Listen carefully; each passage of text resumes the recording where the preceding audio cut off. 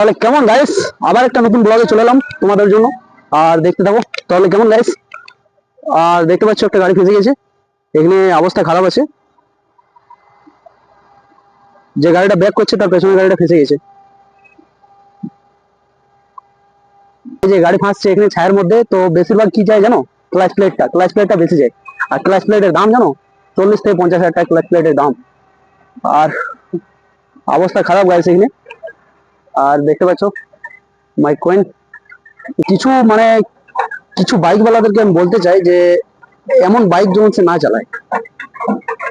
আমি আসতেছিলাম রঘুনাথপুর থেকে লোড গাড়ি, আর আনারা ঢোকার কাছাকাছিতে 4টা থেকে 5টা বাইক রাইডিং করছে। ওরা রাইডিং যাচ্ছে, তারা মানে এমন ভাবে যাচ্ছে যে বাঁ সাইড হয়ে যাচ্ছে। ওদেরকে আমি বলতে চাই যে বাঁ দিকে যেমন সে না ওভারটেক করে। কেন যে বাঁ দিকে সবসময় আমরা ধ্যান দিই নাই, অলরেডি আমরা ডাইন দিকে থাকি। তো ডাইন দিকে অ্যাকচুয়ালি ওভারটেক করার প্রয়োজন, যে ডাইন দিকে ওভারটেক করুক সে ঠিক আছে, কিন্তু বাঁ দিকে ওভারটেক করলে অ্যাক্সিডেন্ট হওয়ার সম্ভাবনা থাকে।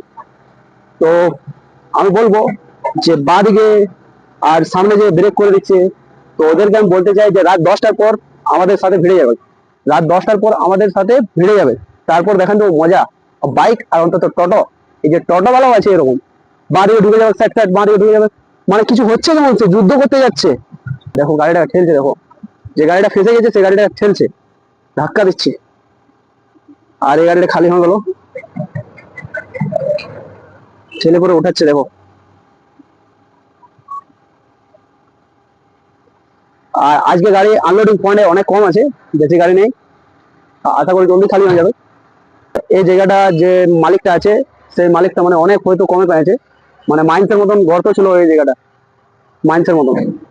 তো সেই জায়গাটা লেভেল করা হচ্ছে, হয়তো কম রেটে পেয়ে গেছে। আর এই মালটা আসছে রঘুনাথপুর থেকে, সেটা বোকারো।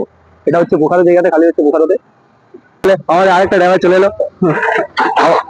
অবস্থা খারাপ, চান টান কিছু করে নাই। টিপ টিপ খালি করবে করে, মানে তাও মানে মালিক গুলো বুঝছে নাই যে ড্রাইভার এত খাটছে, তাও ভাবনা চিন্তা ওদের নেই যে ওদের পেমেন্ট ঠিক সময় দেওয়া হোক, ওসব তো কিছু নেই। আর পেমেন্ট তো দূরের কথা, বক্সিসলা সময় দিচ্ছে না জানো। আর কি বল, এখানে যে ঝাড়খণ্ডের যে মন্ত্রী আছে সে চালান সাইন করছে, দেখতে পাচ্ছ। রাতের বেলায় যদি গাড়ি যদি ফেসে যায় তো ওখানেই থেকে যাবে, সকালে হয়তো ওকে ঠেলার ব্যবস্থা করবে, রাতে ওকে বার করবে না। হয়তো ওর পেছনে অনেক গাড়ি থাকবে, ওরা খালি করে চলে যাবে, দেখুন ওকে ঠেলে বার করার একটুকু সোচবে নেই।